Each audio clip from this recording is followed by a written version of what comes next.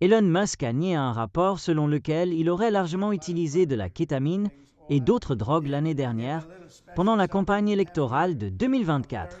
Le New York Times a rapporté vendredi que le conseiller milliardaire du président Donald Trump avait consommé tellement de kétamine, un anesthésique puissant, qu'il a eu des problèmes de vessie.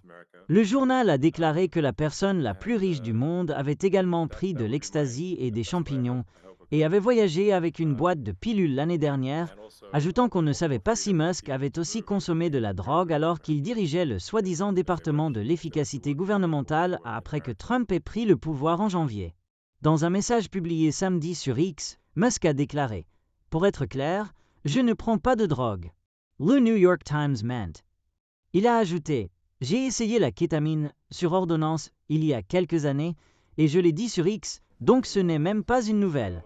Cela aide à sortir des trous noirs mentaux, mais je n'en ai pas pris depuis. » Musk a d'abord évité une question concernant sa consommation de drogue lors d'une étrange apparition d'adieu vendredi avec Trump dans le bureau ovale, où le patron de Tesla et SpaceX est apparu avec un œil visiblement au beurre noir alors qu'il terminait officiellement son rôle de principal réducteur de coûts de Trump aux Dange, qui a licencié des dizaines de milliers de fonctionnaires.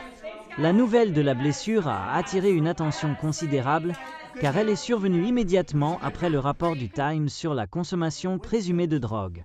Le quotidien a rappelé des comportements désordonnés, comme celui de Musk faisant un salut enthousiaste de style nazi en janvier de cette année lors d'un rassemblement pour célébrer l'investiture de Trump. Musk a déclaré qu'il s'était blessé en se promenant avec son jeune fils, appelé X, quand il lui a dit de le frapper au visage. Et il l'a fait.